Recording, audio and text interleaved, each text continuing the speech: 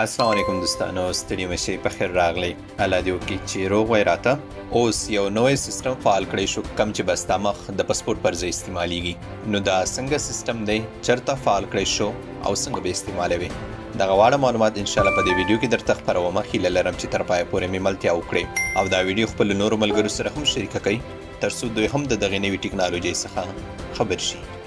ښه، د دوبۍ جوازاتو په دوبۍ ایرپورټ کې یو سل او 22 سمارټ ګیټونه یې دروازې فعالې کړي، کوم چې هغې له لارې به مسافرین وکولی شي چې بغیر د پاسپورټ ښودنې دوی به د امیګریشن پروسه د 5 څخه واخله تر 9 سکندونو پورې پوره کړی شي.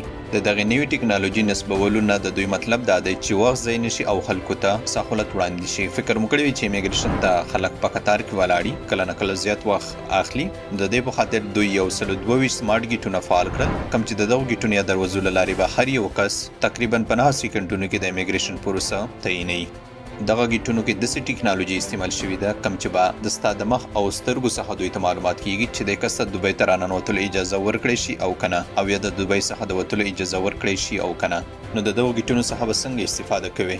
کم څوک چې دوبۍ ایرپورټ ته راځي یا د دوبۍ ایرپورټ نه ځي، نو دوی باید خپل ځانونه هلته رجسټر کړي. کلم چې تاسو رجسټریشن وکړو، د دې نه پس کلم چې تاسو دوبۍ ایرپورټ باندې ځئ او راځئ، نو بیا صرف دغه دروازې ته ودرېږئ. دغې ته ضرورت نشته چې ته پاسپورټ راواخلئ، هغه هلته امیګریشن کسان وګوري یا د ایرلاینز والا کسان وګوري.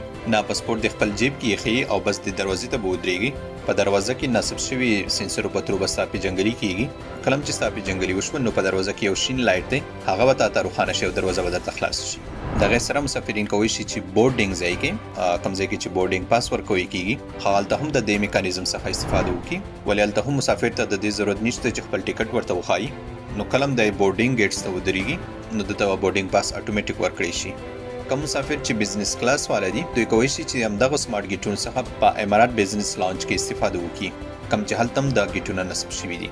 پاینده کې کلم چې انشاءالله زه ایرپورټ ته لاړ شم، نو دې باره کې تاسو ته هلته عملي ویډیو جوړوم چې څنګه به استعمالوي. نو الله دې وکړي چې دغه معلومات تاسو ته ګټور تمام شي او په خپله وکولی شئ چې دغو دروازو څخه استفاده وکړي. د نورو داسې معلوماتو لپاره تاسو احمد افیشل یوټیوب چینل او فیسبوک پاڼه ته کیبوئ. انشاءالله چې زه به هم په خبرو مو که چیرې احمد افیشل یوټیوب چینل ته نیوئ، نو دا د زنو سره ضرور سبسکرایب کړئ او که پاڼې ته یې نیوئ، نو دا ضرور در سره فالو کړئ. نور ستاسو د دعاګانو او سپورټ نه د زړه له کومې مننه کومه. ښاد او اباد اوسئ.